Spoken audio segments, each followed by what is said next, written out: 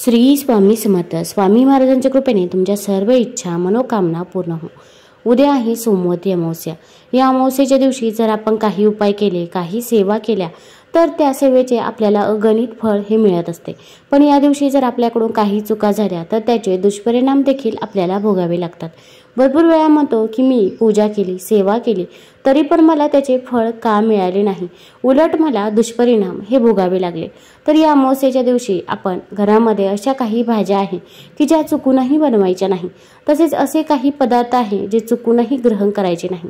अगदी शेजारची व्यक्ती असो किंवा नातेवाईक असो, कोणीही तुम्हाला जर हे पदार्थ खायला दिले तर ते ग्रहण करू नये. तसेच आपल्या घरामधील अशा काही माता लक्ष्मी स्वरूप वस्तू आहे की त्या जर आपण कुणाला दिल्या तर आपल्या घरामधील माता लक्ष्मी ही निघून जात असते व आपल्या घरामध्ये अलक्ष्मीचा वास होत असतो. मग या अमावस्येच्या दिवशी कोणत्या गोष्टी कराव्या तसेच कोणत्या गोष्टी टाळाव्या याबद्दलची सर्व माहिती आपण आज या व्हिडिओमधून जाणून घेणार आहोत. तत्पूर्वी तुम्ही चॅनलमध्ये नवीन असाल तर चॅनल लाईक करा व सबस्क्राईब देखील करा. कमेंटमध्ये श्री स्वामी समर्थ किंवा ओम नमो भगवते वासुदेवाय लिहायला विसरू नका. आता या अमावस्येच्या दिवशी आपण सकाळी लवकरच उठायचं आहे. अगदी तुम्ही ब्रह्ममुहूर्तावरती उठले तरी पण चालेल. ब्रह्ममुहूर्तावरती आपण जी काही पूजा करतो, सेवा करतो, त्या सेवेचे फळ हे आपल्याला अगणित मिळत असते. त्यामुळे उद्या ब्रह्ममुहूर्तावरती पूजा सेवा करण्याचा प्रयत्न करावा. सोमवती अमावस्येला भगवान शंकर व माता पार्वतीची पूजा ही केली जाते. त्यामुळे जर आपल्या जवळपास भगवान भोलेनाथांचं मंदिर असेल तर तिथे आपण पूजा करण्यासाठी जाऊ शकता. किंवा जर घरी शिवलिंग असेल तर आपण शिवलिंगावरती काळे तीळ अर्पण करायचे आहे, शुद्ध जल अर्पण करायचं आहे, बेलपत्र, चंदन, दही या सर्व वस्तू भगवान शिवशंकरांना अर्पण कराव्यात. यामुळे भगवान भोलेनाथ हे प्रसन्न होत असतात व आपल्या सर्व मनोकामना देखील पूर्ण होतात. आता या दिवशी आपण आपल्या घरामध्ये फरची पुसत असताना त्या पाण्यामध्ये काही वस्तू टाकायच्या आहे. तर आपण पाण्यामध्ये थोडंसं खडे मीठ टाकायचं आहे, पिवळी मोहरी टाकायची आहे. पिवळी मोहरी ही आपल्या घरामध्ये असणारी नकारात्मक ऊर्जा शोषून घेत असते. त्यामुळे पिवळी मोहरी टाकायला विसरायचं नाही. जिथे पण पूजेचं साहित्य मिळतं तिथे तुम्हाला पिवळी मोहरी ही सहज मिळून जाईल. तसेच लिंबाचे 2 थेंब टाकावे आणि गोमूत्र टाकावं. या सर्व वस्तू टाकून आपण या दिवशी फरची पुसायची आहे. अगदी या सर्व वस्तू मिळाल्या नाही तर तुम्हाला जेवढ्या वस्तू उपलब्ध होतील तेवढ्या वस्तू टाकून आपण फरची पुसायची आहे की ज्यामुळे आपल्या घरामध्ये जी काही नकारात्मकता आहे ती नकारात्मकता निघून जाईल व आपल्या घरामध्ये सकारात्मक ऊर्जेचा संचार होईल. तसेच आंब्याच्या पानाचं तोरण देखील मुख्य दरवाजावरती लावावं. उंबरठ्याचं लेप पण करावं. यामुळे देखील आपल्या घरामध्ये कोणतीही नकारात्मकता ही प्रवेश करत नाही. कारण की अमावस्येच्या दिवशी वातावरणामध्ये देखील भरपूर प्रमाणामध्ये नकारात्मकता ही असतेच आणि काही व्यक्ती तंत्रक्रिया देखील करत असतात. याचा प्रभाव आपल्यावरती होऊ नये त्यामुळे आपण या दिवशी घरामध्ये हे उपाय व सेवा या केल्याच पाहिजे. तसेच आता आपण काही अशा वस्तू आहे की ज्या आपण जर कोणी दिल्या तर त्या चुकूनही ग्रहण करायच्या नाही. तर सफेद स्वरूपामध्ये जर एखाद्या पदार्थ, मग सफेद स्वरूपामधील मिठाई असेल, सफेद स्वरूपामधील पेढा असेल, जर आपल्याला कोणी खायला दिला तर तो आपण चुकूनही ग्रहण करायचा नाही. विशेषतः तुमच्या घरामधील लहान मुलांना या गोष्टी सांगून ठेवाव्या. कारण की त्यांना कोणी काही खायला दिले तर ते लगेच त्या वस्तू ग्रहण करत असतात. पण पहिल्यांदा या गोष्टी कुठे ना कुठे चालू होत्या, पण आता पण त्या गोष्टी थांबलेल्या नाही. कारण की आपल्याला समोरची व्यक्ती ही चांगलीच वाटत असते, पण प्रत्येकालाच आपल्याबद्दल, आपल्या मुलांबद्दल चांगले वाटते असे नाही. त्यामुळे आपण अगोदरच काळजी घेतलेली बरी. तसेच या अमावस्येच्या दिवशी आपण कुठेही सुनसान जागी जाऊ नये किंवा कोणतीही यात्रा करायची असेल. आता 1 जानेवारी येत आहे, मग 31 डिसेंबरच्या निमित्ताने आपण कुठेतरी बाहेर जाण्याचा प्लॅन करत असतो. पण सोमवती अमावस्येच्या दिवशी आपण शक्यतो तरी कुठेही बाहेर जाऊ नये. जायचेच असेल तर जास्त लांब ठिकाणी जाऊ नये किंवा अगोदर नारळ फोडावा आणि त्यानंतर तुम्ही घराबाहेर जाऊ शकता. पण शक्यतो लांबचा प्रवास तुम्ही या दिवशी टाळलेलाच बरा. तसेच अमावस्येच्या दिवशी आपण शक्यतो तरी कुणाच्याही इथे अन्न ग्रहण करू नये. अगदी आपली जवळची व्यक्ती असेल तर तिच्या इथे तुम्ही ग्रहण करू शकता. पण एखाद्या व्यक्तीबद्दल आपल्याला संकोच वाटत असेल तर अशा व्यक्तीच्या इथे आपण चुकूनही अन्न ग्रहण करायचे नाही. तसेच अमावस्येच्या दिवशी तेलाने मालिश करू नये असे सांगितले जाते. यामागे लोकमान्यता असल्याचे म्हटले जाते. याचा संबंध पितरांशी जोडला जातो. अमावस्येच्या दिवशी अनेक ठिकाणी श्राद्धविधीही उरकण्यात येतो. तसेच अमावस्या हा चंद्राच्या संक्रमणाचा काळ मानला जातो. जातो। या दिवशी नकारात्मक ऊर्जेचा संचार अधिक असतो। सूर्यसंक्रमणाच्या काळातही नकारात्मकता वाढलेली असते। या काही कारणांसाठी आपण तेलाने मालिश करू नये असे म्हणतात। तसेच अमावस्येच्या दिवशी कणिक धान्य आणू नये असे मानले जाते।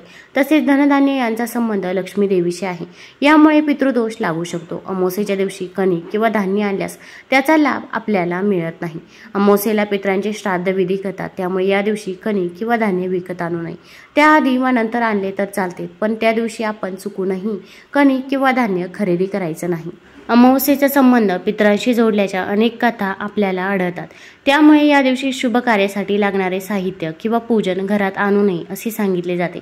असे केल्यास नकारात्मकता येते, शुभ कार्यात विघ्न येऊ शकतात। पूजा साहित्य हे शुभ कार्यासाठी वापरले जाते। अमावस्येच्या दिवशी आपल्याला जी काही पूजा करायची आहे त्या पूजेचे साहित्य देखील आपण अगोदरच आणून ठेवायचं आहे।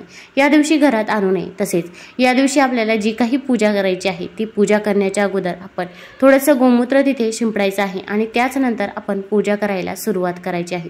अगदी लग्नाचा एखादा कार्यक्रम असेल, मग बस्ता असेल किंवा दुसरा कोणताही कार्यक्रम असेल, त्या कार्यक्रमासाठी आपल्याला जर काही साहित्य घ्यायचं असेल तर ते साहित्य देखील आपण अमावस्येच्या अगोदरच घरी आणून ठेवायचं आहे।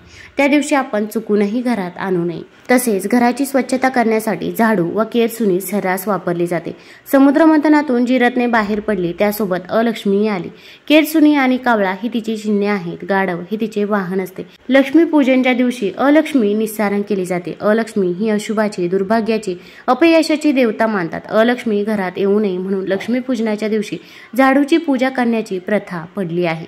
अमावस्येला लक्ष्मी देवीचे पूजन केले जात असल्यामुळे या दिवशी घरात नवीन झाडू व केरसुनी आणू नये असे सांगितले जाते। या दिवशी नवीन केरसुनी विकत घरी आणल्यास लक्ष्मी देवी नाराज होते, तिचा नकारात्मक परिणाम होतो अशी लोकमान्यता असल्याचे सांगितले जाते। तसेच या अमावस्येच्या दिवशी आपण कांदा लसूण हा पूर्णपणे वर्ज्य करायचा आहे। कांदा लसूण हा तामसिक आहारामध्ये मोडला जातो, त्यामुळे अगदी अमावस्येच्या अगोदरच्या दिवशी संध्याकाळपासूनच आपण कांदा लसूण हा वर्ज्य करायचा आहे। तसेच अमावस्येच्या दिवशी देखील आपण घरामध्ये काही भाज्या बनवायच्या नाही, त्यामध्ये मांसाहार हा पूर्णपणे वर्ज्य करावा। तसेच वांग्याची भाजी असेल, कोबीची भाजी असेल, दुधी भोपळा असेल आणि लाल मसूर डाळ असेल, या भाज्या आपण या दिवशी घरामध्ये चुकूनही बनवायच्या नाही किंवा घरामध्ये या भाज्या आपण आणायच्या देखील नाही। तसेच अमावस्येच्या दिवशी आपण आपल्या घरामधील काही वस्तू चुकूनही कोणाला द्यायच्या नाही। मग त्यामध्ये सर्वात पहिली वस्तू म्हणजे झाडू। झाडू हा साक्षात माता लक्ष्मी स्वरूप असतो। आपण आपल्या घरातील झाडू कोणाला दिला तर आपल्या घरामधील माता लक्ष्मी ही निघून जात असते व आपल्या घरामध्ये अलक्ष्मीचा वास होत असतो। तसे सहसा झाडू कोणी मागत नाही, पण शेजारी कोणी नवीन राहायला आले तर आपण त्यांना झाडू देत असतो। त्यानंतर आपल्या घरामधील तांदूळ, मीठ, साखर या वस्तू माता लक्ष्मी स्वरूप असतात। या वस्तू आपण या दिवशी घरातून कुणालाही देऊ नये। आपण जर या वस्तू दिल्या तरी पण आपल्या घरामधील माता लक्ष्मी ही निघून जात असते, आपल्या घरामध्ये अलक्ष्मीचा वास होतो।